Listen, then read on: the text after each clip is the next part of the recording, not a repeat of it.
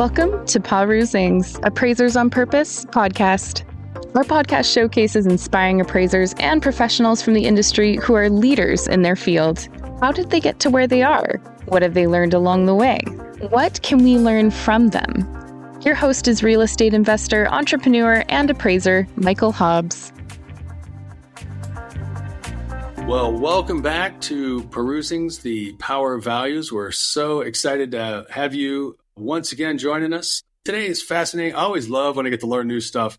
And our guest, Deb, is definitely one of those individuals that if you're like me, it's going to be like, wow, this is phenomenal. I had no idea, your path could take that kind of trajectory. So Deb, thank you so much for joining us. Thank you so much for inviting me.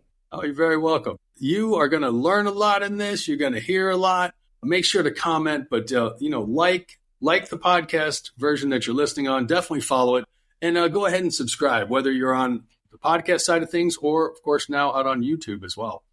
Well, Deb, we'd love to kick things off. We'd love to know. So how did you get into the Appraisal and Valuation Society or community or profession, however you like to think about it? Yeah, a bit of a non-traditional path is what brought me here. So I was a bartender. Love it. More importantly, what type of bar? And everything from, bars in, nice restaurants to a DAC shack that I worked at on the beach of Gulfport, Mississippi. Just, the occasional smaller places to, all over. Love it. What a great experience. So you got steeped. Were you customer facing in the bar space or are you more kind of, back bar? So, customer facing. Yep. It was a career profession. Okay. I started bartending when I was 19. I'm originally from Canada, and so that was the legal age there. So I started doing that when I was 19, did it all the way up until I was 30. My husband at the time and I moved to Wyoming from Mississippi and took a job at a bar and just, because that was what I did. And just, I hit a wall. Something happened. It was like, this is my chance to start over and do something different. So I left my job at the bar and actually, found in pretty short order that I didn't have a whole lot of skills. I didn't have a college education at the time. I did go directly into the workforce. Sure. Working in bartending almost immediately. Yes. So I talked my way into an assistant position at the local chamber of commerce of this small town that we were living in Wyoming. Okay. And it was while I was there, just maybe 5-6 months later, that a new appraiser had moved to town. She came into the chamber to sign up and we had a conversation, talked for about 45 minutes. And the next day she came back and said, I need an assistant. Would you be interested? And no way. Yeah, wow, that's phenomenal. Why not? So I worked for her. And within 2 weeks, I just fell in love with the profession, with the job, with what I was seeing her do. And that would have been, in 2006.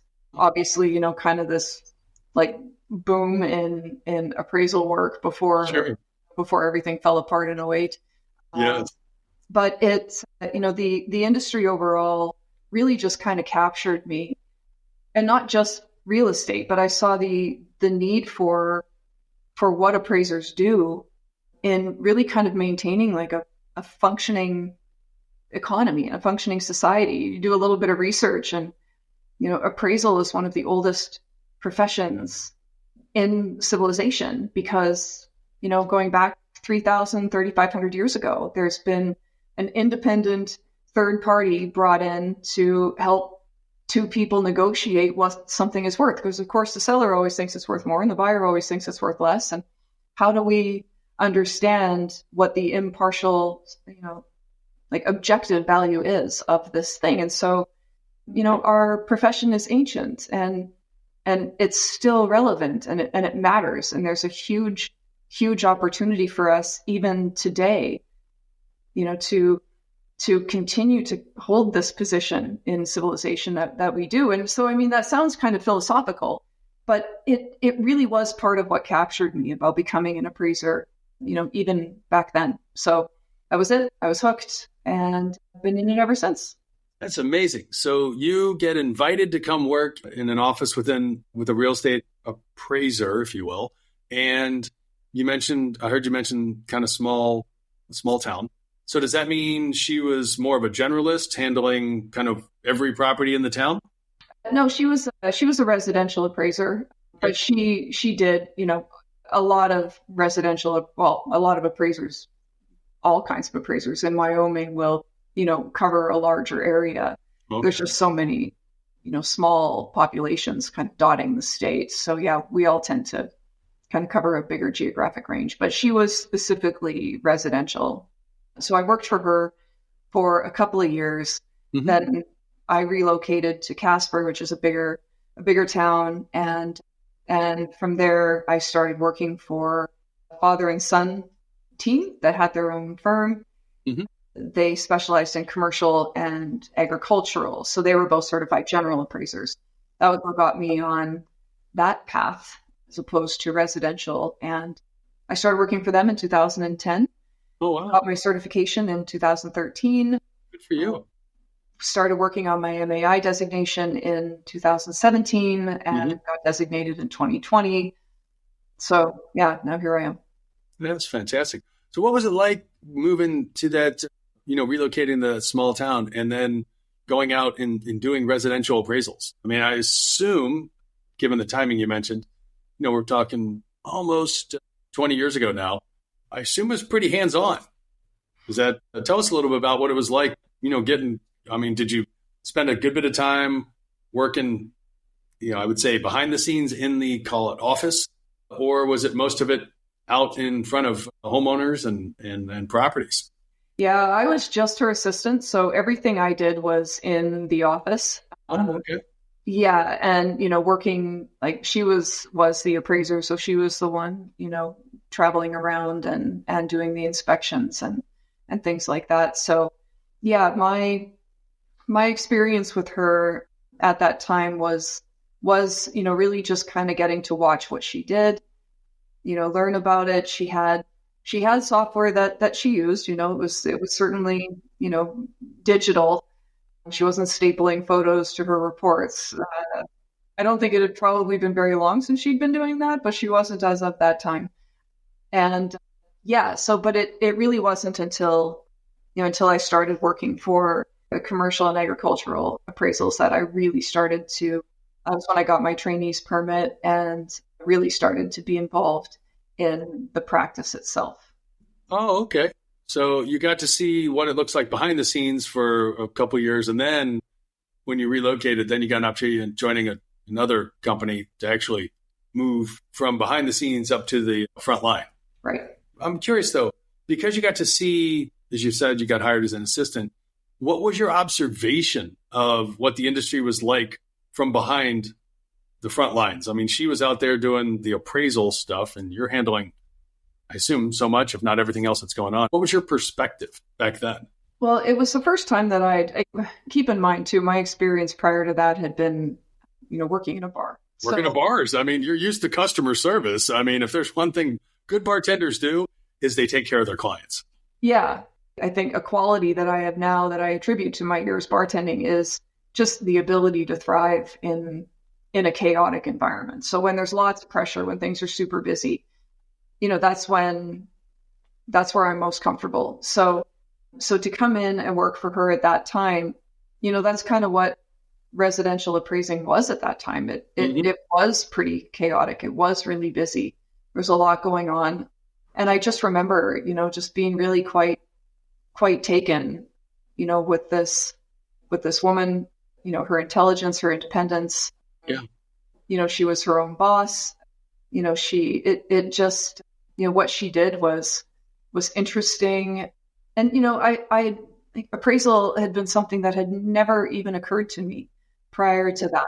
Yeah. It's not like people say, I want to be an appraiser when I grow up. I mean, it's just not a thing. So it was like, kind of just uncovering this amazing opportunity that I didn't even know existed before. And yeah, I was really was really captivated with appraisal, with becoming an appraiser. It became very, very important to me and still is today. That's fantastic. So when you relocated to Casper, did you have a preference? I mean, did you know you wanted to move from being back office to becoming an appraiser? And if so, residential versus commercial, or is it just you just wanted to find a place that seemed like a decent place to work? No, it was, I definitely, my goal was to get my permit. I had already, gotten my trainee classes out of the way. Oh, okay. And I was actually taking a real estate law class through our local college after I moved to Casper. Yes. Okay. And it was my instructor there who I was talking to him one day, and just after class, telling him that I was, trying to find an appraiser in Casper to take me on as a trainee. And which, for those of us who I guess weren't kind of born into the profession, know how big a challenge that can be. Oh, it's and huge. He was the first one to suggest, well, why are you looking at residential? Why wouldn't you look at commercial? Oh. And I just said, well, I guess because residential is who I worked for before. It's just exactly what I was thinking. And he said, I would encourage you to expand that, talk to other appraisers who do more. Oh. And so that was ultimately what ended up, leading me to talk to the father and son, who ended up giving me my chance and on the certified general track. And I just loved it. The first job I got with those guys, my very first day, walked in, gave me a desk and a computer, one monitor. Now I have 3. I walked in with my single monitor, and he put this big roll of subdivision plans on the desk. And he said, all right, here's your first job. You're going to help me with this. Oh my gosh. What the hell have I gotten myself into? I have no idea. It was so overwhelming. Oh my gosh. But I just loved the challenge. And it was like, okay, bring it on. Whatever you've got, I'll do I'll do agricultural, I'll do commercial, I'll do anything. I want to learn it all. And so, that really kind of kicked it off in a big way. And it was pretty good.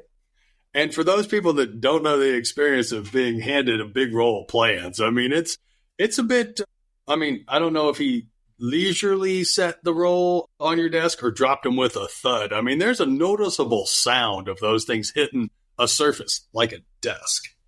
Yeah. I think it might have been with a thud.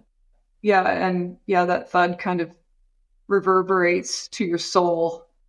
You just think, oh my God, where do I even begin? But boy, it was fun. It was such a challenge. Still is. I mean, valuation, like appraisal it can be so deep and so complex, and you just keep learning and keep getting better. Yeah. So that was just kind of my first introduction into that. It was exciting. It was a lot of fun. No, it sounds very familiar. A lot of people in the profession would totally agree with that. So here you get brought in on a subdivision assignment. What was it like when you first started going out to properties? I mean, given that you'd never done that before. Yeah, no, it was interesting. I still remember our very first inspection. I'm really glad. What was it? Myself. It was a series of warehouse storage buildings just south of Gillette, Wyoming. Okay. Off of the Meade exit. I remember that. And all right. Walking in there with Andrew, and it just being really glad that I had him. Like he was a great trainer, still a great appraiser. Mm-hmm. He was, my MAI mentor and everything. But it was, that inspection was easier than the subdivision, for sure. Yeah, a lot easier. Yeah. I mean, it's a couple big buildings, right? I mean, you're walking in, whether they're 10 or 40,000 square feet or however big they were at that time, you're kind of like, okay, how tall? How high are they? Oh, they're about that tall. How big are they? They're about that big. Yeah. That takes the foundation. What's the clear height in here? Right. Get that stuff taken care of. Wow. When in working in a larger but still small market like Casper, I assume you mentioned both commercial and agricultural. How long did it take you? Did you feel that it took to get your bearings around just going and visiting properties? Because that's a unique experience in and of itself.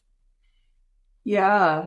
I think to be perfectly honest, I got certified. I think I was about 32 or 33 months getting certified, and I was still like, am I really ready to go do these all by myself now? It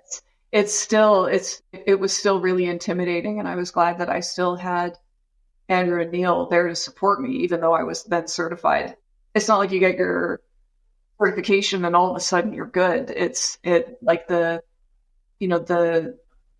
The growing continues like throughout your career. I would say it was probably maybe by the time I'd been certified, maybe about 5 years, I would say. Perhaps getting my MAI designation helped a lot. That was like, it really does teach you so much more about this industry and what it is that we're doing.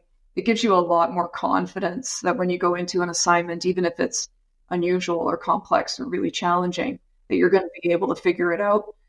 So yeah, I would say, I started on that track in 2017. So probably 2018, I would say, is when I maybe started to get some level of real, comfort and kind of confidence in myself, that, yeah, I don't know if that's really kind of terrible to say, because I would have been certified for 5 years by that point. But it just, of course you can get a straightforward assignment and you're good. But to really get to a place where you feel confident that you can be given anything and you're probably going to be okay. I think that was probably about, yeah.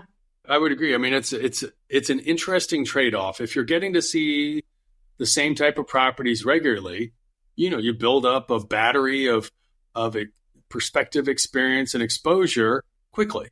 But if you're more in a generalist role, it just takes more time to get that whatever number of repetitions for that property type in place. It's like, okay, I've been here to, you mentioned agriculture, like, hey, I've been here to a farming operation like this 7 times before. Like, I kind of know what's coming at me, as opposed to the first time you show up, like, I'm not even sure what all I'm looking at. Like, what is that thing over there? Are they part of it? Are they not? These different pieces that come together that, why would you know any different? Yeah. Kind of thing. Yeah. And I think our confidence and our ability just, it grows little by little, job by job. And I think something that, I kind of tried to keep with me from the very beginning was, this sounds cliche, but I think it's really important that our focus, our ultimate goal should be to get it right and not be right. That's a great point. That when you get those revisions and you get that sinking feeling, it's like, okay, this one on me, or was this one, something that was not on me? And you just have to approach those with an open mind. And, I think a level of sincerity to just continue to learn and get better. And, over time, like, it's stunning how difficult this job is. It's hard when you are this generalist and you do a lot of different things, and it just takes time. Yes. Yeah. I couldn't agree with you more so. We've got one particular team member who does a lot of property visits, and it's fantastic because, as you can imagine, they were terrible at the beginning because they didn't know anything. I mean, they weren't bad people. They were really talented, but they just didn't have any body of knowledge around, property construction and platting and layout and orientation, like all these things. I totally get it. And it was great to see, as time progressed, a lot of exposure, building that, personal knowledge, if you will. And they're like, okay, I can do valuation. I'm like, no, you actually can't. I'm like, you can visit properties. Like, you're really good at visiting properties. The valuation is a whole nother level, another layer, if you will, in here. All those unique characteristics. Now we have to, determine, do they have an influence or not? And so is it positive influence or negative influence? Right. So that was amazing. That's so what I'm thinking back, I can only imagine some of the like wonderful and fascinating assignments you worked on. Obviously, subdivision is one that most people would never see. Was there any particular one that, from a property type standpoint, where you're like, oh my goodness, like how do we do this? That really stood out back in Casper? Oh boy. Gosh, I'm sure there were. I got to tour some of just the most beautiful agricultural, these incredible ranches. For people like my people in, say, Chicago, that I'm literally looking out the window and I can see 7 properties. Talk to us about the characteristics of a beautiful ranch. Well, we're talking usually thousands of acres. Thousands of acres. Yeah. Right. Yeah, usually thousands of acres. Sometimes they're minimally improved. Mm-hmm. Like sometimes all they'll have is a, kind of a rustic cabin on them. And other times you'll drive forever down this gravel road and think you're going absolutely nowhere. And then all of a sudden there's a gate. And on the other side of the gate is asphalt. And you follow this, 3-mile long asphalt driveway. And all of a sudden you're parking in front of, $20 million worth of improvements. Wow. Just in the middle of absolutely nowhere. I've just seen some of the most breathtaking places. Like, is this real? There's been many times that I've wanted to pinch myself. Like, is this really my job? Am I really getting paid to be here on this place right now? I've had a lot of that, just real, moments of awe that, mm-hmm. I'm getting paid to be here right now. This works for me, and of course, then you've got your appraisals, your inspections that just make for good stories. Some of them can be pretty raunchy, probably, worthy of a book or two. What would be the first chapter of your book? Every appraiser has those stories, right? Yeah. The places that you wish you'd never set foot in, the kinds of people that you'll meet, some of the best people and, mm-hmm. and sometimes some pretty scary people. It's just, there's been a lot, over the years that, I think appraisers could put together some pretty great books. I think probably like a whole series of them, just appraiser. That's probably the case. I mean, Deb, good news is you're the one here on the podcast today. So which one stands out from the chapter in your book? I think aside from, these ones that, kind of take your breath away, you have, I think the ones that probably do stand out most to me are the ones that are sad. Got it. Yeah. When you can, see people, whose living conditions are they're just kind of tragic. You go into these situations, there's, mm-hmm. Families that have been torn apart because they can't agree on who gets what. Those kinds of things. You see 100-year ranches, centennial ranches in Wyoming that are being pulled apart because the kids can't get along. Those kinds of things are always, they're sad, and we've all kind of seen those too. Yeah, that's always challenging. Tell people that the Real Housewives of whatever show it is that you're watching or some reality TV show just never seems to be as real as fighting amongst heirs and dealing with estates. So what type of properties did you enjoy most working on when you were with that, in those first couple of years with the firm? Yeah, I loved the ranches. I did. I grew up in rural Manitoba up in Canada. Oh, okay. So, yeah, I have a farm now. My husband and I, we grow hay, we have animals. Oh, nice. Yeah, keeps me humble, keeps me busy when I'm not busy enough at work. So yeah, but I think, that the, being out in, in these just big rural expanses, getting to know the state. I mean, I just moved to Wyoming in 2006. Okay. As well. And so getting to know the state, getting to know the people, and getting to, to spend time on, on these beautiful places. I think, the agricultural properties were my favorite for that reason, I think. And I love that. Learning how to value them was really rewarding as well. So it was good. Being one of the only women in the state that does ranches, you roll up and what'd they send a secretary for to appraise my ranch? Well, I'm the appraiser. Oh, well, okay. Give us 15 minutes to get to know each other and we'll get along just fine. So, there was certainly a lot of that kind of had to be overcome at times, but not a problem. It was up to the challenge for sure. How much would you say your ability to use a ranching term, saddle up to or ingratiate yourself, or I should say put a property owner or client at ease, came from your bartending experience? Oh, good question. Yeah, a lot. Bartending is really, it's not just about giving people drinks. I mean, it can be, but if you're going to be good at what you do, it's about relationships. It's about, dealing with the absolute best from people and the absolute worst from people. And you can get the best and the worst from the same person in the span of a single night. And the next day they're going to come back and you're going to have to start all over.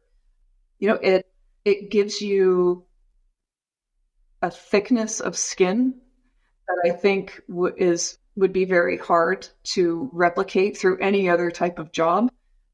Like you get hurled, abuse, you hear stuff that's just like, wow. But once you've done it for a while and you're able to kind of separate yourself from the words and actions of other people, it really puts you in a position to be, I guess just really kind of, objective with people. So, if I would roll onto a ranch and, get out of my truck and someone would ask me, why the bank sent their secretary, which did happen. Sadly, probably more than once. That sounds awful kind of familiar with parts that I grew up in. Sure. And that it was like, it didn't make me angry or, or probably didn't even faze you. You probably just chuckled when they asked the question. You're like, oh, this one's going to be an easy one. Yeah. I mean, there's always like that little, like, oh, it's a little irritating, but challenge accepted. And you like the challenge. Sure. Absolutely. You said so. I mean, like by your own admission, you're like, I like the challenge. I'm like, oh, I bet you crushed it as a bartender. And those seemingly uncomfortable opening, statements of like, what are you doing here? Well, funny you should ask. No, it's like, just having this kind of knowledge that, hey, we're going to be okay. Yeah. This is going to be okay. We're going to talk and you'll be comfortable. And I mean, without exception, by the time I would leave that inspection, we'd be pals. 80% of all businesses fail within 5 years, according to the U.S. Census Bureau. With so many roles and responsibilities that must be managed and have nothing to do with appraisal reports, is it any surprise that it's hard to keep up, much less having a sense of peace, stability, and profitability that comes from growing your business? Given all of this, you might already be thinking about exiting your business one day. Don't miss the limited opportunity to work with Michael, a real estate expert and professional coach. He has worked with more than 300 owners and entrepreneurs to find their highest and best use by solving problems that reach their most important goals. Compress decades of learning into days by working with Michael. Michael is famous in real estate and business coaching. With his help, you can accelerate your growth, increase your quality of life, and earn more money, all while ultimately doing less. Michael helps you not just grow your business, but also find new purpose in it and in your life. If you're ready to take control instead of being controlled, contact him on LinkedIn or email him at michaelh@paru.com. You're not gonna change the world overnight, but if you can change one person's perception or one person's idea at a time, I think that's just a huge win. And by by keeping really committed to working hard and doing my job well and, returning phone calls and good customer service and all that good old fashioned like hard work. Yes. I found that, even in this kind of, stereotypical good old boy state of Wyoming, yes, I've been able to just thrive. I mean, I've met just some of the absolute best people here, and hard work is rewarded and integrity is rewarded. And, and I think that there's a lot that can be done if all of us just kind of, stay committed to those basic principles rather than, reaching for the pitchfork and start, hurling insults at one another. That's just not my way, I think. And I think we've been able to do pretty well with that so far. That's good. Yeah. Don't need to start another Hatfield McCoy that harkens back to, prior decades. Yeah. So how long were you with that firm and what came next? Getting to work with a father and son team? In 2014, so about a year and a half after I got certified, I guess almost 2 years after I got certified, the son came to me and said that he was wanting to move to Texas and would I be interested in buying the firm? Oh, wow. I didn't even have to think about it. I just said, yes. Oh, that's great. Yeah, what a great opportunity for you. Had no idea, how to run a company, but again, that challenge, I'll give it a shot. And the father, he stayed on with me for like another 3.5 years. So, so it wasn't like I was completely on my own, but so I actually, in 2015, I took over their firm and, kind of took over the book of business. Andrew moved to Texas. We're still really close. I'm still close with Neil, his dad as well. Oh, that's great. So that company still is going today, still focusing on commercial and agricultural real estate in Wyoming, Western South Dakota. We now have, 1, 2, 3, 4, 5. We have 5 certified general appraisers working for that firm now. Congratulations. And one trainee. So it's grown, it's doing great. And, as great as it can be in the current economic climate, as we talked about earlier, but yeah. Yeah, it's not exactly like hitting on all cylinders right now with the economy being the way it is. Nope, not really. But, patience. Oh, I appreciate that. You made reference to the firm is going, it has the 5 certified generals. That infers there's more going on. So how did that develop for you as a business owner and entrepreneur as opposed to just being an appraiser? Well, it was really just about opportunity. Back to the first 2 weeks I worked for that first appraiser in 2006.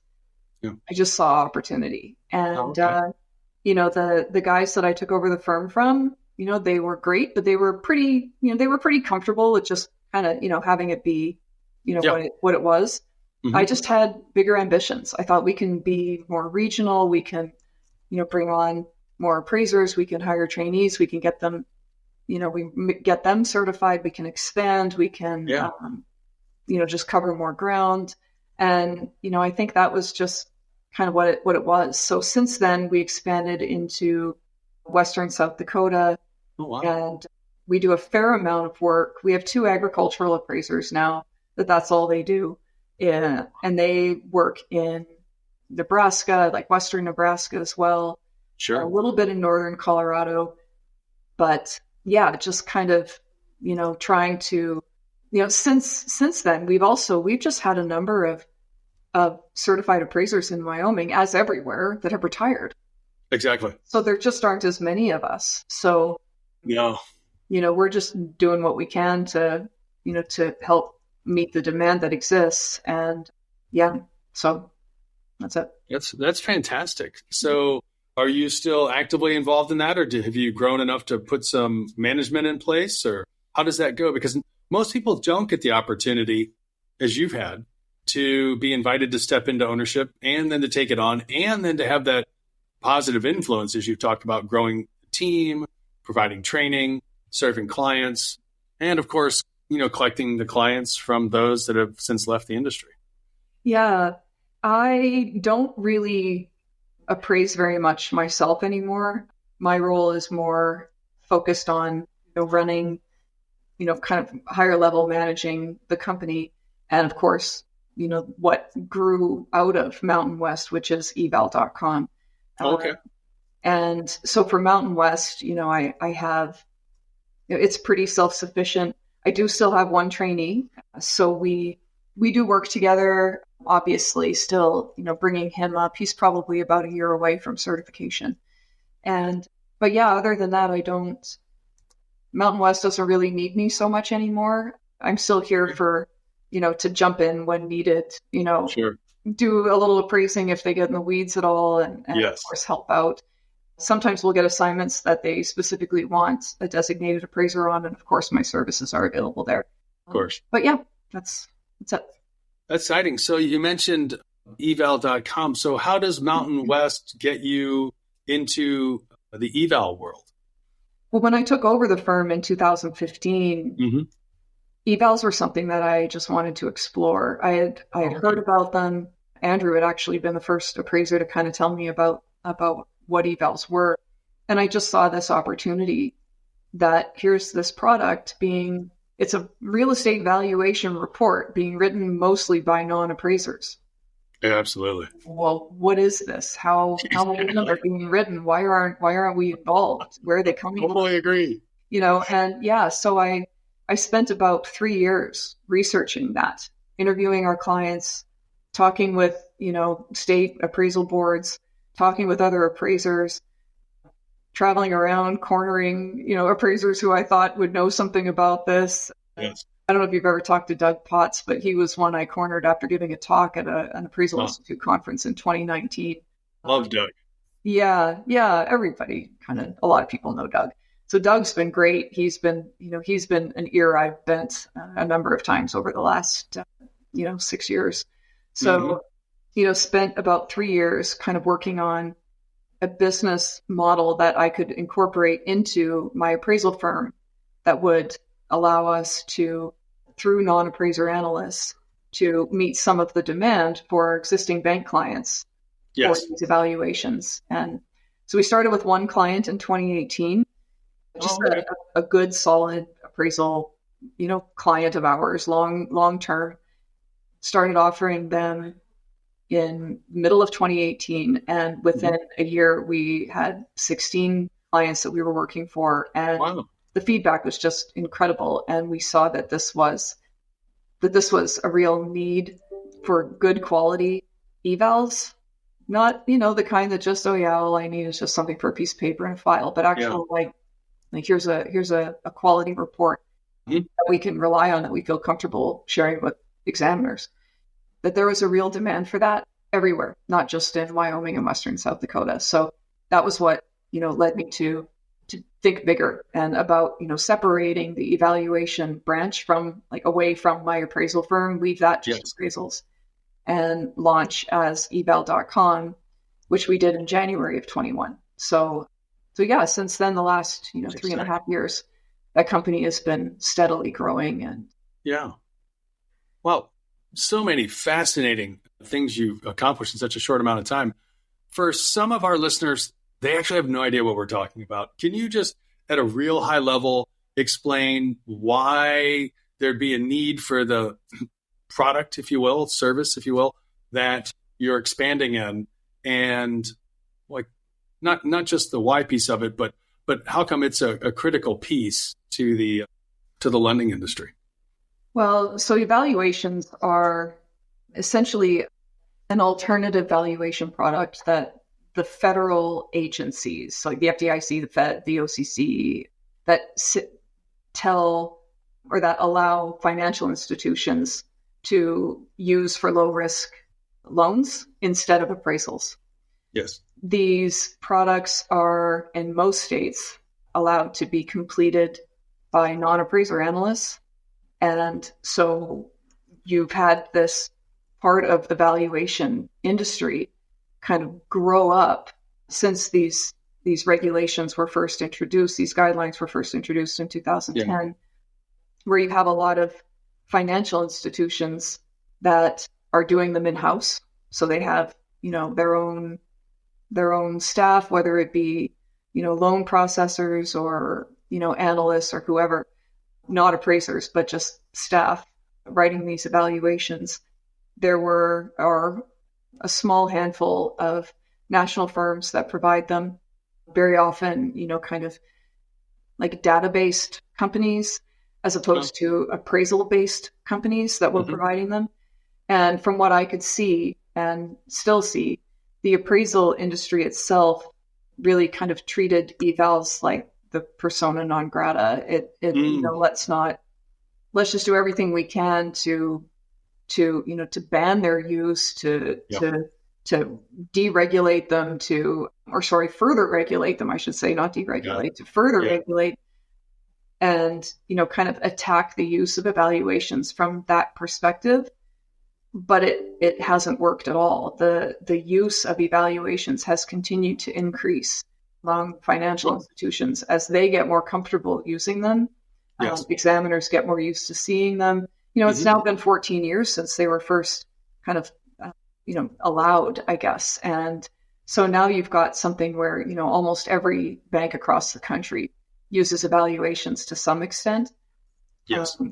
I don't know that I've talked to one who said we don't use evals ever. They all do, to a lesser or greater extent. And so I just saw that this was this opportunity that appraisers had kind of, turned their backs on, but that our clients really needed and their borrowers really needed, honestly.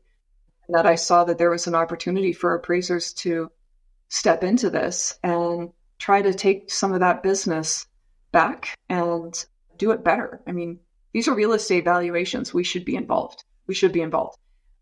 Either doing them ourselves if the regulations allow, or, leading teams of non-appraisers who can. But I do believe that this is something that appraisers should be involved in. And so that was my position from the beginning. And that's what eval.com grew out of. Oh, wow. And so thank you. That's really helpful. Again, just another quick one. How does an eval, how is it similar? How is it different from a real estate appraisal? Like when it's performed, in this case, by you. And I know you're not doing much of it, but let's assume, let's ask a question. For evals.com, is that appraiser driven or is that non-appraiser driven? Well, we have both non-appraiser analysts and appraisers that work for us. Okay. Everybody is an employee. Everyone that works for eval is an employee. But we have appraisers and non-appraisers. So yeah, I don't write any evaluations myself. It's just my position is the CEO. So we do have appraisers that work for us, however, as well as non-appraiser analysts. Yeah. No, thank you so much. So from that standpoint, then I'll ask the question again, how is an eval product different from an appraisal and how is it similar? Well, they're summarized, but mind you, I've seen there are restricted appraisal reports in an evaluation format. They're kind of called, the Appraisal Foundation put out some examples of these, and they're 2 pages long. So got it. I think the biggest difference between what we consider a pure evaluation and a restricted appraisal report is primarily it's the USPAP compliance. So those items like highest and best use, 3-year sales history, that there are these, that the restricted appraisal report has to comply with USPAP because it's signed by a certified appraiser, where an evaluation that's being prepared by a non-appraiser analyst does not have to comply with USPAP and is signed by that analyst, not by a certified appraiser.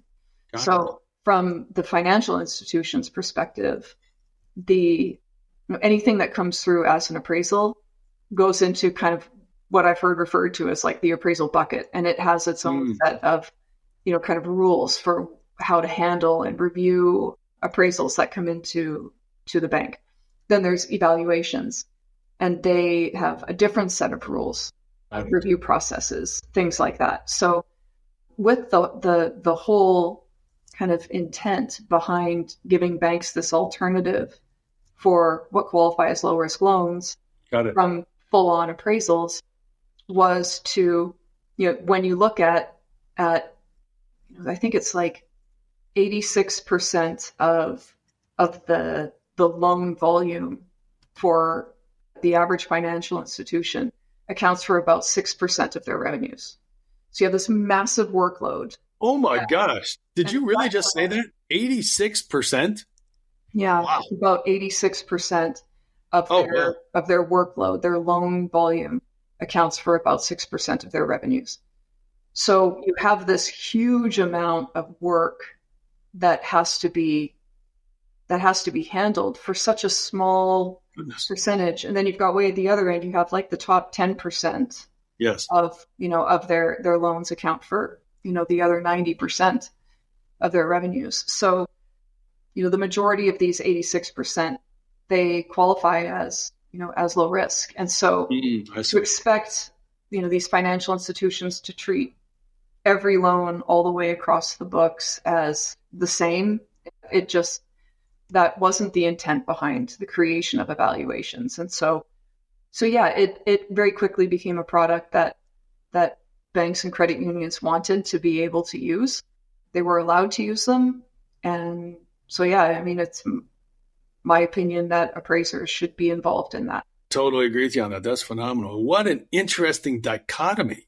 Talk about the Pareto principle there, 80-20 rule. I mean, it's not even 80-20, it's like 86. That's amazing. And you mentioned having been at this for a little bit now, 14 years of regulation that's established this, a couple years since you have started the company. You function as the CEO. How big of a market do you serve? Do you serve that same kind of Mountain West market, or you've made reference to more than that? We have a handful of clients that are national now. So we do. Oh, congratulations. Yep. Wonderful. Yep. Nationally. Everywhere, but we've been in every state but Hawaii.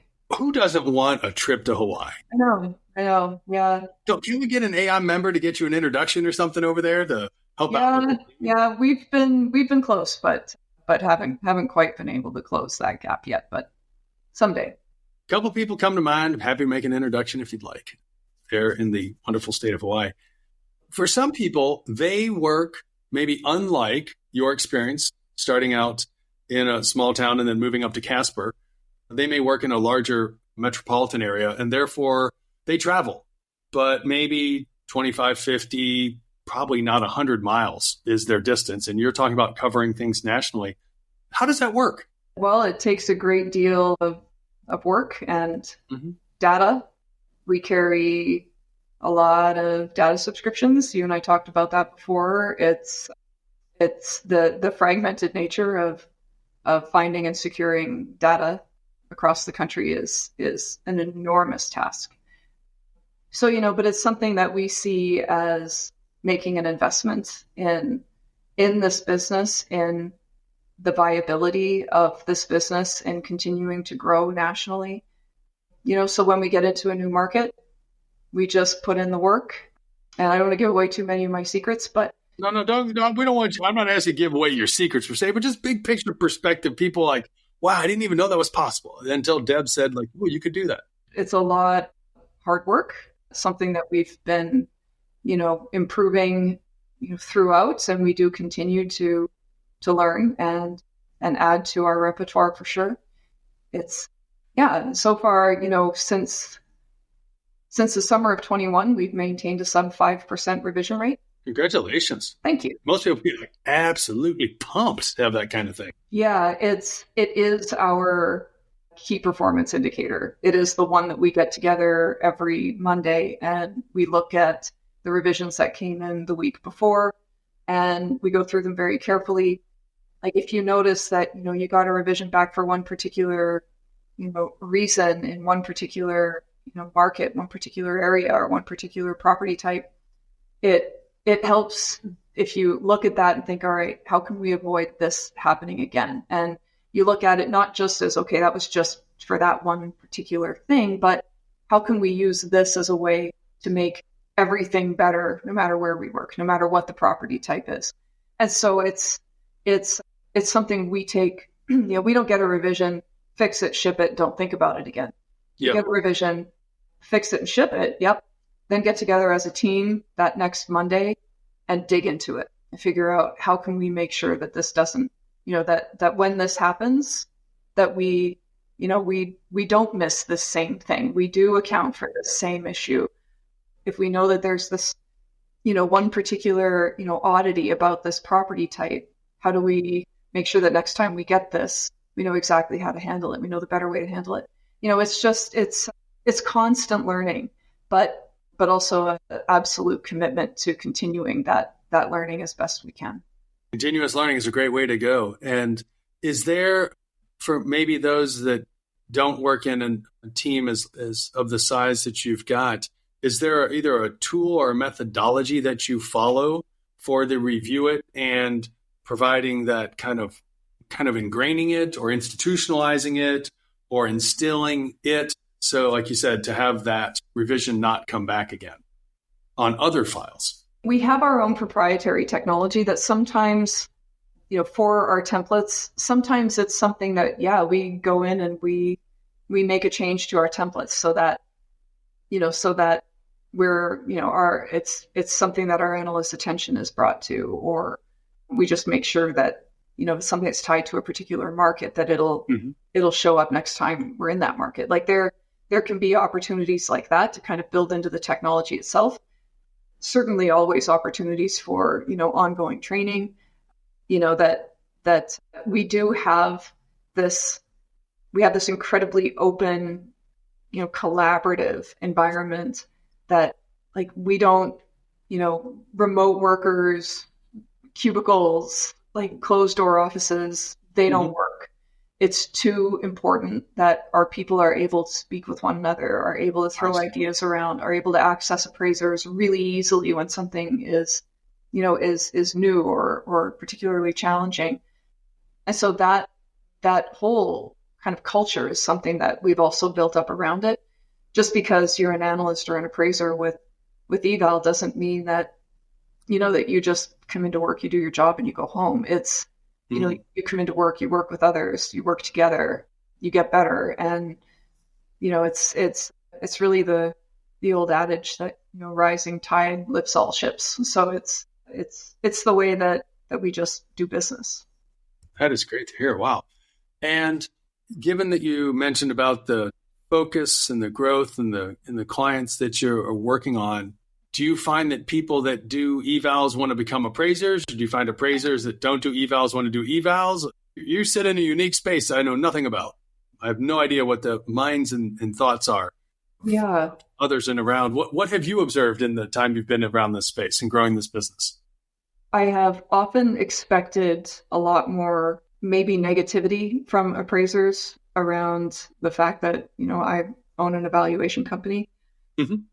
And there have been a couple, like only one was really hostile. The rest are, hostile.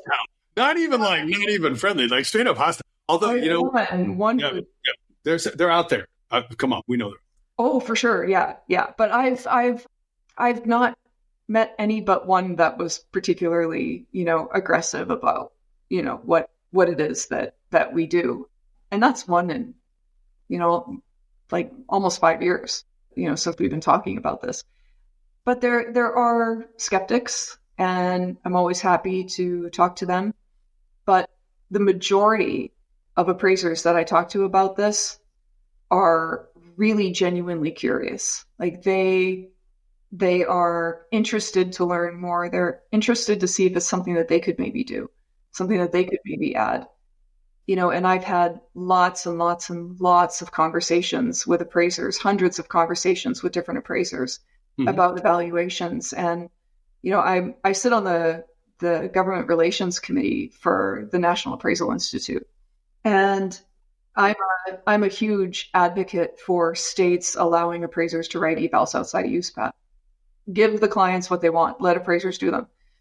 Take these golden handcuffs off and let us do what we're really good at. And, let us meet the demand that exists for this service. And, I know like Scott DiBiasio, Bill Garber when he was there, Brian Rogers, these guys there, they continue to work towards that. And I know really good progress has been made that way, but it's something, that I would really love to be able to see that, become a more viable option, across more of our industry. But, in the meantime, I think just educating appraisers about what evaluations are and in their particular state, how they could potentially get involved if they wanted to. That there's just been a lot of real genuine curiosity about that. And yeah, so I've been pretty pleasantly surprised, actually. That's really encouraging. I mean, given that, Deb, I'd love to know from your perspective, over the next, say, 3 to 5 years, what are you optimistic about, or what are you looking forward to? You told me you were gonna ask this question, so I was kind of thinking. We only have 2 questions, Deb. It's pretty straightforward. I'm a pretty simple guy. No, you're great. You're great. It's just something that's like, okay, well, how might I answer that? And I think that this really only one thing really came to mind, and what I would love to see happen is the barriers that exist between appraisers and the people out there in the world who need our services need to come down. Mm-hmm. We need to be more accessible. I would love to see us be able to, to provide the services that people really need from us without kind of forcing down their throat the things that we say that they need to have. Instead, it's more of a, it's this idea of going from a regulatory driven industry to a market driven industry. Mm-hmm. Can we make some changes that will allow us to expand what it is that we offer to the people who need our services, so that we can do more, so that we can be more accessible, so that, appraisal and appraisers can become something that the public interacts with in a much bigger way than they do today. Like right now, people won't engage an appraiser unless they have to. Exactly. Right? And that's the way it is. We've kind of made it this way. We've leaned so hard on the regulatory driven market that our clients only use us because they have to. And if the government comes along and changes that reg and says, okay, you don't need to use appraisers anymore, guess what? There goes our market. So instead, can we as an industry look at being able to meet our customers, the people who need what we provide, in a more accessible, friendlier fashion? Something that's able to say, like, look, you should understand what the things you own are worth. You should. Yes. You should be able to access that information. We hold that information. How can we get more of that out there? And if that's through technology, if that's through deregulation of some things, if that's through, changes in at the state level or at the federal level, I think that all of those kinds of conversations, I think that it would be really wise for us to start having those kinds of conversations, because as technology continues to advance, the possible existential threat to our industry that we could be replaced entirely, and all of a sudden that regulatory driven, demand goes away, we're going to find ourselves in a pickle. So I think, that's it. I'm aware of it. I'm excited about it because I think that there's a lot of opportunity there. I just think that it needs to be a conversation that we start being really open about, and and start talking about it a lot more than we are today. Wow, that is a lot to take in, but I'd say a real nice spotlight on what's possible in the future about having a market-driven industry as opposed to a regulated one. We're not in the public utilities space and, having that kind of locked-in business and those kind of margins. So love it. Really appreciate it. Deb, thank you so much for joining us. Thank you so much for having me, Michael. Oh, you're very welcome. And friends, as I shared, it's up to you to continue to carry this forward. We very much appreciate so much has been accomplished in such a short period of time, with thousands upon thousands of people regularly taking in this content and sharing their feedback and reaching out, offering ideas, words of encouragement, even some potential guests coming as a result of the feedback. So make sure to post your comments. I'm sure this will be a much talked about and hopefully digested episode, and also in one of enrichment, as I reflect on Deb talking about the importance of not only advocacy, but also education. With that, we're going to bring this episode to a close. I hope you're having a great year. And again, Deb, thank you so much. All right. Thank you. Thanks for listening to this week's episode of Pa Ruzing's Appraisers on Purpose. We hope you enjoyed learning from the amazing professional paths and achievements of our beloved guests. Before we go, please subscribe on your listening channel, Spotify, LinkedIn, YouTube, and other podcast channels to hear more from appraisers and valuers regarding their life and their work. After you drop a comment below, who is one friend and peer you can generously share this episode with? If you have any suggestions or questions for future episodes, we'd love to hear from you. Just send us a message on LinkedIn and we'll be sure to get back to you. Thanks again for listening, and until we're together again for the next session of Paru Zing's Appraisers on Purpose, create the change that you seek.